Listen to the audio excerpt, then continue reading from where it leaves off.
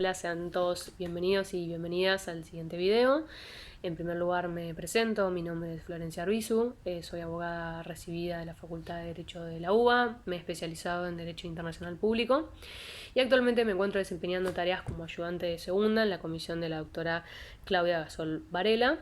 específicamente en la materia de fuentes del derecho internacional. El presente video tiene por objetivo desarrollar el caso de la contienda fronteriza entre Camboya y Tailandia, mejor conocido como el caso del templo de Preah Vihear. En primer lugar, y antes de comenzar con el desarrollo del caso, quería comentarles cómo iba a ser, digamos, la didáctica del siguiente video, porque para un mejor entendimiento del caso, o tal vez un poco más ordenado, decidí hacerlo en tres partes distintas. ¿Sí? Y les quería comentar antes de comenzar cuáles iban a ser estas partes. La primera parte va a ser con el objetivo de simplemente hacer una ficha técnica del caso, o sea, que ustedes tengan en cuenta y sepan bien cuáles son las partes de esta contienda y por qué surgió esta contienda y el año en la que se desarrolló. Después, una parte muy importante de este caso por sus especificaciones y por sus particularidades es ponerlos a ustedes en contexto histórico en el cual se desarrolló esta cuestión. Y por último vamos a hacer una última etapa en la cual se explican las vinculaciones con los temas teóricos de la materia que ya se han visto hasta el momento. O sea, relacionar aquellos temas que tengan que ver con la decisión que haya tomado la Corte o con las interpretaciones que ésta haya hecho. Dicho esto, vamos a empezar en primer lugar por la ficha técnica. Bueno, dándole comienzo a esta primera etapa y al desarrollo de la ficha técnica, tienen que saber que los dos estados que formaron parte de esta contienda son por un lado Camboya y por el otro Tailandia. Camboya el 30 de septiembre de 1959 inicia la contienda ante la Corte Internacional de Justicia, alegando su soberanía territorial sobre el templo de Preah Vihear. Este complejo arquitectónico tuvo la particularidad de que justamente se situó en la línea fronteriza, que es la línea fronteriza entre ambos estados, que era denominada la cordillera de Dangrek. Habiendo individualizado cuáles fueron las partes del conflicto, por qué se comenzó y en qué año esto fue, es importante en este caso en particular que nos centremos en el desarrollo histórico que hace la Corte en este caso, que lo van a poder incluso ver dentro del desarrollo del propio fallo, en los cuales destacan el hecho de que este litigio en realidad comienza en el periodo de 1904 a 1908, con las negociaciones entre Francia, que en ese momento era el encargado de las relaciones exteriores de Indochina, y el reino de Siam, que es lo que hoy conocemos como Tailandia. En ese momento se había celebrado un tratado en 1904 en el cual se establecía la necesidad de la delimitación de la frontera entre ambos estados, y esa delimitación tenía que ser hecha por una comisión que esté compuesta por representantes de ambos estados.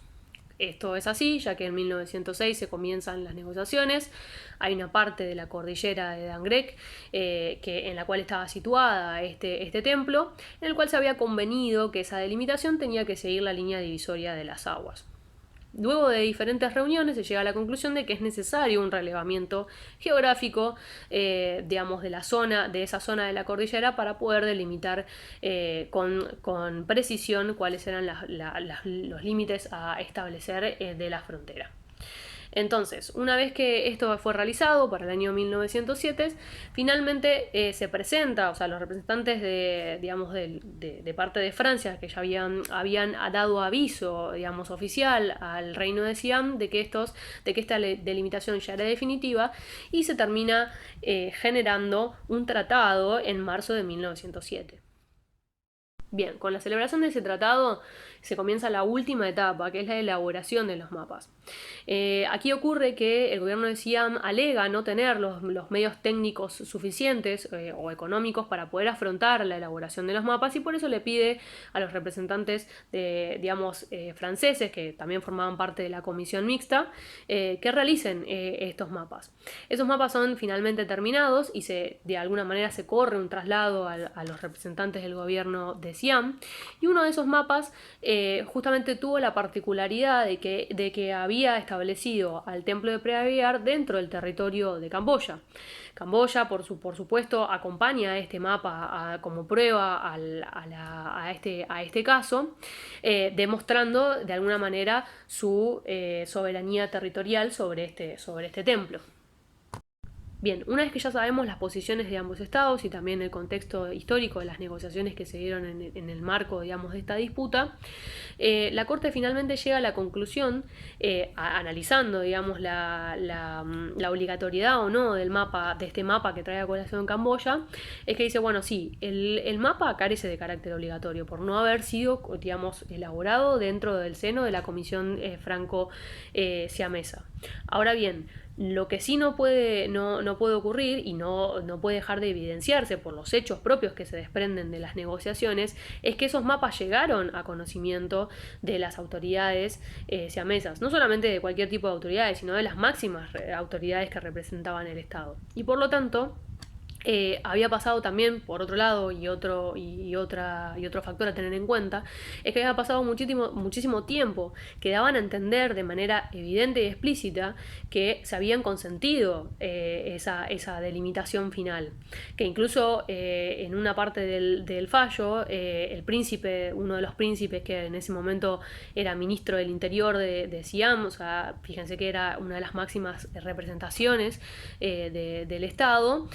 había agradecido al ministro de Francia en Bangkok respecto de estos mapas. Entonces, por lo tanto, lo que considera la Corte es que no puede ahora alegar un error o invocarlo